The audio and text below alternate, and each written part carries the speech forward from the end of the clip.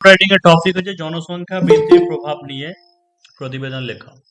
মানে দিন দিন পপুলেশন জনসংখ্যা বৃদ্ধি পাচ্ছে সেই নিয়ে।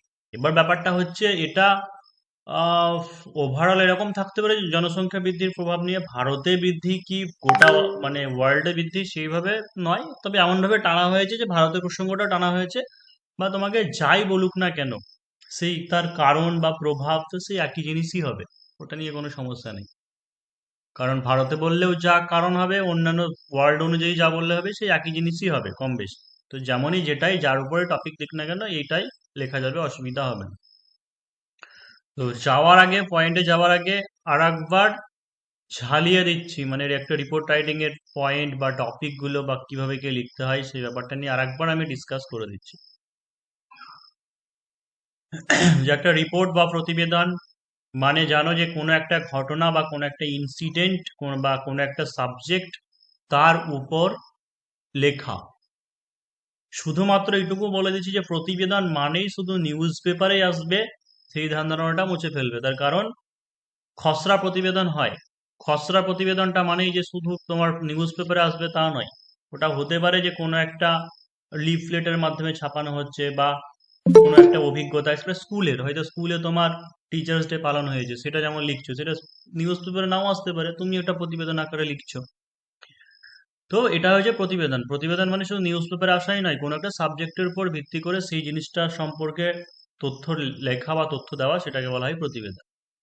তো প্রতিবেদন অনেক রকমের হতে পারে, একটা খসড়া প্রতিবেদন হতে পারে, আর একটা হচ্ছে দৈনিক সংবাদপত্রে প্রকাশযোগ্য হতে পারে, আর একটা হচ্ছে তোমার আহ সম্পাদকীয় বিভাগ হতে পারে। এবার সম্পাদকীয় বিভাগ যেটা, সেই সম্পাদকীয় বিভাগটাও সংবাদপত্রে আসে, কিন্তু সাধারণত সম্পাদকীয় বিভাগ যেটা সেটা প্রতিদিন নের বলে নয়, কোনো একটা বিষয় নিয়ে হয়তো অনেকজন লেখা পাঠিয়েছে, তার মধ্যে যেটা সব থেকে ভালো সেই ব্যাপারটা হয়তো ছাপানো হলো, বা সমসাময়িক ব্যাপার নিয়ে যা কিছু ঘটছে সেই সম্পর্কে হয়তো একটা আর্টিকেল লেখা হলো।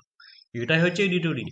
আর দৈনিক বলতে প্রতিদিনের যেগুলো ছোটখাটো ঘটনা, কোনো একটা অ্যাওয়ারনেস ক্যাম্পেইন বা ঝড় বন্যা ভূমিকম্প হয়ে যাওয়া, সেইগুলো হচ্ছে ডেইলি নিউজ পেপারে আসা। দেখুন, যে কোনো একটা ঘটনা নিরপেক্ষ বিবরণী কিভাবে লিখতে হবে, প্রথমে একটা প্রাসঙ্গিক শিরোনাম দিতে হয় সবার প্রথমে, জানো যে যেমন হচ্ছে ফণীর তাণ্ডবে মৃত 40, মানে এইভাবে দিতে হবে।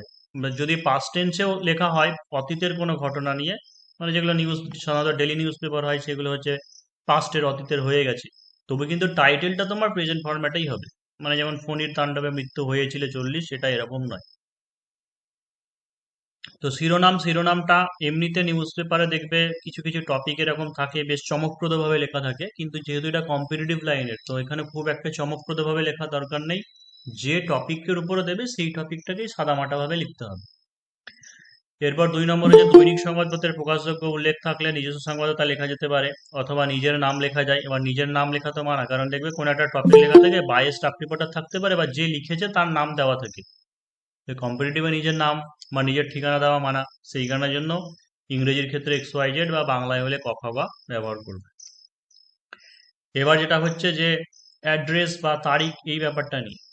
যদি ডেইলি নিউজ পেপার হয়, মানে হয়তো বললো যে অ্যাক্সিডেন্ট একটা হয়েছে, কোনো দুর্ঘটনা হয়েছে, দুর্ঘটনা ঘটেছে হয়তো তোমার 10ই মে, যদি বেলা রাত্রি 11টা পর্যন্তও যদি ঘটে, কি 10টা পর্যন্ত যদি ঘটে, তবুও তার পরের দিনের ডেট দেবে, মানে সেই দিনকে কালেকশন করে নেবে, দিয়ে 11 তারিখে পাবলিশ পাবে, মানে 11 মে ডেট দেবো। আদারওয়াইজ যদি কোনো কিছু বলা না থাকে, ঠিক আছে, ডেট ফেট বা কবে কি অ্যাক্সিডেন্ট হয়েছিল বা কবে ঘটেছে এরকম যদি কিছু না বলা থাকে, তাহলে সেই ক্ষেত্রে তুমি যেদিনকে পরীক্ষা দিচ্ছ সেদিনকার ডেট দেবে। যেমন আজকের যে টপিকটা, এটা নিয়ে তো নিউজ পেপার এই তোমার হচ্ছে জনসংখ্যা বৃদ্ধি টিদ্ধি এই ব্যাপার নিয়ে লেখা হচ্ছে। এটা তো এমন কোনো ব্যাপার নেই যে কালকে জনসংখ্যা বৃদ্ধি পেয়েছে আজকে লিখছি, এরকম তো ব্যাপার নেই। এটা হচ্ছে একটা এডিটোরিয়ালই বলতে পারো, যে ওভারঅল একটা রিপোর্ট রাইটিং লেখা। তো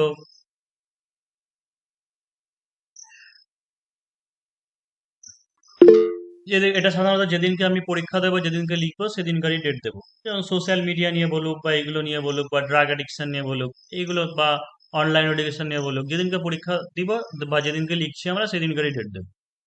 আর কোশ্চেনে যদি মেনশন করা থাকে কোনো অ্যাক্সিডেন্টাল কেস হোক, কোনো ভূমিকম্প হয়েছে বা বন্যা হয়েছে, যদি দেওয়া থাকে যে এই তারিখে হয়েছে, তবে তখনই আমরা সেই অনুযায়ী ডেট দেবো। আদারওয়াইজ যেদিনকে আমরা পরীক্ষা দিচ্ছি বা যেদিনকে আমরা লিখছি সেদিনকারই ডেট দেবো। তো এটা দেওয়ার পরে প্রথমে টাইটেল দেওয়ার পরে তারপরে হচ্ছে বাই স্টাফ রিপোর্টার দিলে বা তারপরে ঠিকানা দিলে, ডেট দিলে, প্রথমে আগে তারিখ দিলে তারপরে ঠিকানা দিলে, এই সরি, প্রথমে ঠিকানা দিলে দিয়ে ডেট দিলে দিয়ে লিখতে শুরু করে দেবে। প্রতিবেদনের বডি কি হবে, দেখো যে প্রতিবেদনের বডি, প্রতিবেদন লেখার আগে কি, কোথায়, কখন, কিভাবে, এই চারটে পয়েন্টকে ভালো করে বুঝে নিতে হবে। অবশ্যই এটা ডেলি নিউজ পেপারের ক্ষেত্রে, হয়তো একটা অ্যাক্সিডেন্ট লিখছি, কি ঘটনা, কোথায় হয়েছে, কখন হয়েছে, কিভাবে হয়েছে, এই পয়েন্টটাকে ভালো করে বুঝে নিতে হবে। এটা শুধুমাত্র বললাম যে ডেলি নিউজ পেপারের ক্ষেত্রে, daily news paper report writing এর ক্ষেত্রে এই পয়েন্টটা।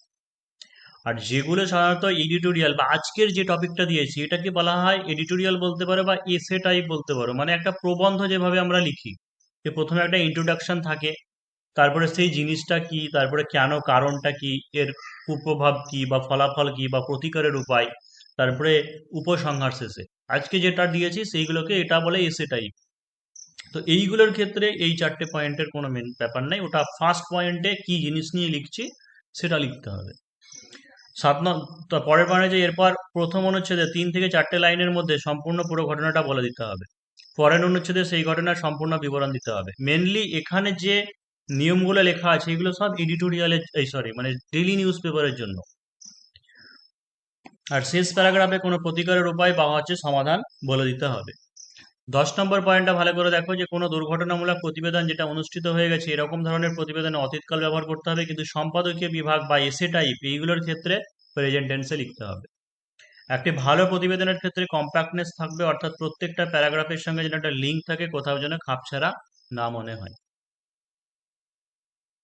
ভাববাচ্যে লেখা উচিত, নিরপেক্ষভাবে লেখা উচিত, প্রশ্ন দেওয়া পয়েন্টের উপরে ভিত্তি করে লেখা উচিত, যে আমার মতে আমি বলছি বা হচ্ছে এরকম ভাবে কোনো ফার্স্ট পার্সন বা কিছু ইউজ করা যাবে না। স্ট্যান্ডার্ড রিপোর্ট রাইটিং এর ওয়ার্ড লিমিট 150 হলে পুলিশের ক্ষেত্রে বাংলায় 200টা দেওয়া হয়, ইংরেজিতে এখন 100টা শব্দ দেওয়া হচ্ছে, তবে 100টা বা 150টার মধ্যে ইংরেজি লেখার চেষ্টা করবে, বাংলা 200 বা 250টার মধ্যে লেখার অভ্যেস করবে। তবে এই ক্ষেত্রে 20-25টি শব্দ সর্বাধিক গ্রহণযোগ্য, মানে কম বেশি হতে পারে, কম মানে কম আশা করি হবে না, বেশি হবে। বেশি হলে কোনো অসুবিধা নেই, তার থেকে বেশি করা যাবে না। এখন হয়তো একটু বেশি করে লিখতে পারো, কিন্তু আস্তে আস্তে চেষ্টা করতে হবে যে আমি সেই নির্দিষ্ট টপিকের মধ্যে, সেই নির্দিষ্ট শব্দের মধ্যে নিয়ে আসবো। প্রতিবেদনের টপিকগুলো দেখে নাও, যে 1 নম্বর হচ্ছে করমণ্ডল ট্রেন অ্যাক্সিডেন্ট, তারপরে যে চন্দ্রযান-3-তে ভারতের সাফল্য, শক্তি সংকট মোকাবিলা, খাদ্য সংকট মোকাবিলা, শব্দ দূষণের কারণ কুপ্রভাব, জল দূষণ, বায়ু দূষণ, প্লাস্টিক দূষণ, বাস্তুতন্ত্র, জৈব বৈচিত্র্য হ্রাস, মাদক বিরোধী প্রচার অভিযান, কন্যাশ্রী প্রকল্প, কন্যা ভ্রূণ হত্যা, সুন্দরবনের পরিবেশগত সমস্যা, র্যাগিং এর প্রতিকার নিয়ে একটা প্রতিবেদন, প্রজাতন্ত্র দিবস বা স্বাধীনতা দিবসে প্রধানমন্ত্রীর ভাষণ বা প্রধানমন্ত্রীর বার্তা বা মেসেজ, ডেঙ্গু সচেতনতা, ঝড়, বন্যা, বজ্রপাত, অগ্নিকাণ্ড, এই চারটে টপিক যেগুলো আছে সেইগুলো প্রত্যেকটা নিয়ে একটা টপিক। শিশু শ্রমিক, জনসংখ্যা বৃদ্ধির প্রভাব, সোশ্যাল মিডিয়ার প্রভাব বা ইন্টারনেটের প্রভাব, অনলাইন এডুকেশনের প্রভাব, 20 নম্বর হচ্ছে বেসরকারিকরণের প্রভাব, তারপর হচ্ছে স্বচ্ছ ভারত অভিযান। ঠিক আছে, এই পয়েন্টগুলোকে লিখতে হবে। এর মধ্যে কিছু হয়েছে, বেশ কিছু যদি বাকি থাকে সেগুলো আস্তে আস্তে সব হয়ে যাবে, অসুবিধা নেই। এই টপিক যেগুলো আছে বাংলায় লেখা আছে মানে বাংলা নয়, ঠিক আছে, বোথ, মানে বেঙ্গলি ইংলিশ বোথ একই টপিক। এখানে 21খানা টপিক হলে 21খানার মধ্যে এই যে দূষণগুলো ঢুকে আছে, তারপরে ওই ঝড়, বন্যা, বজ্রপাত ঢুকে আছে, মানে কম বেশি এইটুকু ধরে রাখো যে সব মিলে 30 থেকে 32টা টপিক পড়লে অবশ্যই কমন পাওয়া যাবে পরীক্ষায়, অসুবিধা নেই। তো দেখো, জনসংখ্যা বৃদ্ধির প্রভাব, এটাই দিয়েছি, জনসংখ্যা বৃদ্ধির প্রভাব টপিক। তারপরে নিজস্ব সংবাদদাতা দিয়েছি, কারণ হচ্ছে এখন এই রকম ধরনের রিপোর্ট রাইটিং হলেও এখন কোশ্চেনে বলে দিচ্ছে যে দৈনিক সংবাদপত্রের প্রকাশযোগ্য বলে নিজস্ব সংবাদদাতা দিয়ে দিয়েছে। ক খ গ, তারপরে যে 22শে মে আজকের তারিখ 2024 দিয়ে শুরু করতে হবে। তাহলে প্রথম লাইনে কি লিখেছি, আমি পয়েন্ট দিয়ে দিয়েছিলাম যে ভারতের মোট মানে টোটাল ওয়ার্ল্ড পপুলেশন যেটা সেটা দিয়ে দিয়েছিলাম, যে 8 বিলিয়ন। আর ভারতের জনসংখ্যাটা কত সেটা একটা পয়েন্ট দিয়েছিলাম, এবং বলেছিলাম কারণটা কি কি কি কারণের জন্য হচ্ছে, সেই পয়েন্টের উপরে বেস করেই লিখছি যে বর্তমানে অতিরিক্ত জনসংখ্যা বৃদ্ধি পৃথিবীর একটি বড় সমস্যা। ঠিক আছে, পৃথিবী তথা ভারতের বলতে পারে, যদি ভারতের বলে শুধু ভারতের বলবে, বা ভারতের শুধু বললে পরে পৃথিবী তথা ভারতের সমস্যা সেটা বলবে। যে বর্তমানে পৃথিবীর মোট জনসংখ্যা প্রায় 800 কোটি, যেখানে ভারতের জনসংখ্যা প্রায় 140 কোটি ছাড়িয়ে গেছে। এবার এটা নিয়ে একটু ডাউট হচ্ছে এখনো, তার কারণটা হচ্ছে বলা হচ্ছে নাকি চীনকে ভারত টপকে গেছে, আবার কোথাও কোথাও গুগলে এখনো পর্যন্ত দেখা যাচ্ছে যে না প্রায় একই, বা কখনো চীন এগিয়ে যাচ্ছে কখনো ভারত এগিয়ে যাচ্ছে। তো ওটা এখন ফার্স্ট কি সেটা বলা দরকার নাই, যতদিন না পর্যন্ত অফিসিয়াল আসছে ততদিন পর্যন্ত আমরা এখন কিছু বলবো না। সেকেন্ড প্যারাগ্রাফে কি লিখছি, যে এর কারণটা কি লিখছি, জনসংখ্যা বৃদ্ধির কারণ, যে বিজ্ঞান, চিকিৎসা, প্রযুক্তিবিদ্যার উন্নতি মৃত্যুর হার কমিয়ে দিয়েছে। সব থেকে এটা হচ্ছে একটা ইম্পর্টেন্ট পয়েন্ট। আগের দিনে কি হতো, যে বিশেষ করে চিকিৎসা শাস্ত্র এতটা উন্নত ছিল না, মানে বেশিরভাগই কি হতো, যে জন্ম মানে সময়ে মারা যেত অনেক প্রচুর। তো এটা হচ্ছে একটা মেন জিনিস, যে মেডিকেল সায়েন্সের উন্নতি, সেই সঙ্গে প্রযুক্তিবিদ্যার উন্নতি বা বিজ্ঞানের উন্নতি, এটাই কি করেছে, মৃত্যুর হারকে কমিয়ে দিয়েছে এবং জন্ম হারকে বৃদ্ধি করেছে।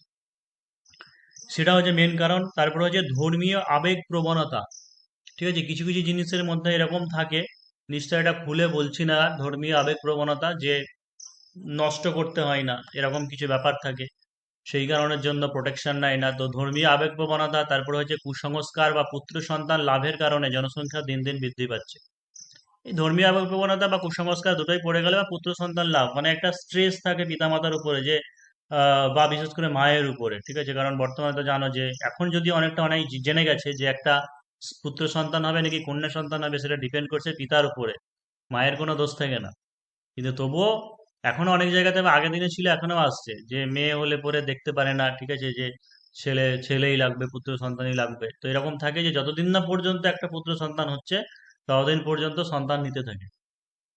আমাদের গ্রামে এরকম আছে, নিতে নিতে এরকম 5টা মেয়ে হয়ে গেছে, তো এখন বিয়ে দিতে হিমশিম মানে খাচ্ছে। অলরেডি 3টে হয়েছে, এখনো 2টো আছে বিয়ে দিতে। শেষ পর্যন্ত আর 5টাই হয়েছে, আর হয়নি, দিয়ে এখন হাল ছেড়ে দিয়েছে। তো যে ধর্মীয় আবেগ প্রবণতা, কুসংস্কার বা পুত্র সন্তান লাভের কারণে জনসংখ্যা দিন দিন বৃদ্ধি পাচ্ছে। প্রতিবেশী দেশ থেকে পরিযায়ীদের আগমনের কারণে ভারতের জনসংখ্যা বৃদ্ধি পাচ্ছে। এইগুলো হচ্ছে মেন কারণ। যে তারপরে বাইরে থেকে হয়তো অন্যান্য দেশ থেকে অনেক পরিযায়ী চলে আসছে, ঢুকে পড়ছে অবাধ। ঠিক আছে, সেই জন্য হচ্ছে। তাহলে এর এবার কুপ্রভাবটা কি, খারাপ দিকটা কি হবে, যে অতিরিক্ত জনসংখ্যা বৃদ্ধি মানব উন্নয়ন সূচকের উপর প্রভাব পড়বে, যেটাকে আমরা হিউম্যান ডেভেলপমেন্ট ইন্ডেক্স বলি। HDI, হিউম্যান ডেভেলপমেন্ট ইন্ডেক্স, যেটা মানে খাদ্য, বস্ত্র, বাসস্থান, শিক্ষা, এই সমস্ত জিনিসের উপর নির্ভর করে। তাহলে যে অতিরিক্ত জনসংখ্যা বৃদ্ধি মানব উন্নয়ন সূচকের উপর প্রভাব আছে। পানীয় জল, খাবার এবং বাসস্থানের চাহিদা বাড়িয়ে দিয়েছে। পরিবহন ও যোগাযোগ ব্যবস্থা, শিক্ষা, স্বাস্থ্য সাধারণ মানুষের কাছে অপর্যাপ্ত হয়ে পড়ছে। অতিরিক্ত জনসংখ্যা বৃদ্ধির সাথে পরিবেশ দূষণ, অর্থনৈতিক বৈষম্য, বনভূমি ধ্বংস, greenhouse effect, global warming, eutrophication, জৈব বৈচিত্র্য, বাস্তুতন্ত্রের প্রভাব আছে। এই সমস্যা দূর করতে সরকার বিভিন্ন সংস্থাগুলিকে পরিবার পরিকল্পনা উন্নতিতে সচেতনতা বাড়াতে হবে, এবং গ্রাম বাংলার মানুষ এবং নারী শিক্ষা উন্নতি করতে হবে। সাধারণত এখন দেখবে যে শহরে বেশিরভাগ ক্ষেত্রে জিনিসটা এখন চলে এসেছে, যে একটাই বিশেষ করে নিচ্ছে, একটা বা দুটো, কারণ ছেলে মেয়েকে ভালো করে মানুষ করতে হবে, সেই জিনিসটা পরিবার পরিকল্পনা সম্পর্কে একটা অ্যাওয়ারনেস চলে এসেছে, কিন্তু এখনো পর্যন্ত গ্রাম বাংলায় কিন্তু এতটা এখনো আসেনি। বা নারী শিক্ষার মেনলি তো একটা চাইল্ড ডিপেন্ড করছে বেশিরভাগ ক্ষেত্রে মেয়েদের উপরে, নারীদের। তো নারী শিক্ষাটা বেশি করে বাড়াতে হবে, সেই সঙ্গে হচ্ছে গ্রাম বাংলার মানুষদের শিক্ষিত করতে হবে। তো অতিরিক্ত জনসংখ্যা প্রাকৃতিক সম্পদের ক্ষয়ক্ষতি বাড়াবে, এবং হচ্ছে চারপাশের, আচ্ছা এই তো মানে এরপরে যে প্রতিকারের উপায়টা কি এখানে লেখা আছে, যে এই সমস্যা দূর করতে সরকার এবং বিভিন্ন সংস্থাগুলিকে পরিবার পরিকল্পনা উন্নতির সচেতন বাড়াতে হবে। আর তারপরে হচ্ছে কি, এর শেষে আমরা কনক্লুশন দিচ্ছি, যে অতিরিক্ত জনসংখ্যা প্রাকৃতিক সম্পদের ক্ষয়ক্ষতি বাড়াবে এবং চারপাশের পরিবেশকে ক্ষতি করবে। পৃথিবীর সমস্ত দেশগুলিকে শীঘ্রই কার্যকরী পদক্ষেপ নেওয়া উচিত জনসংখ্যা নিয়ন্ত্রণে আনার জন্য। এবার এর থেকে আরো যদি অনেক কিছু হয়তো বলতে ইচ্ছে হলে কিছু বলার নেই, কারণ আমাদের একটা ওয়ার্ড লিমিটের ব্যাপারও দেখতে হবে। তো এইটুকুই লেখা যাবে এই ওয়ার্ড লিমিটের মধ্যে এইভাবে, এবং যথেষ্ট মানে সমস্ত স্ট্রং রিজন বা পয়েন্টগুলো এখানে এক্সপ্লেন মানে করা আছে। তাহলে দেখো যে জনসংখ্যা বৃদ্ধির প্রভাব, তাই তো, তাহলে কি লিখবো, যে আহ জনসংখ্যা বৃদ্ধির প্রভাব, বলেছিলাম ইংরেজিতে কি লিখতে পারি, যে ইম্প্যাক্ট অফ ইনক্রিজিং বা জনসংখ্যা বৃদ্ধি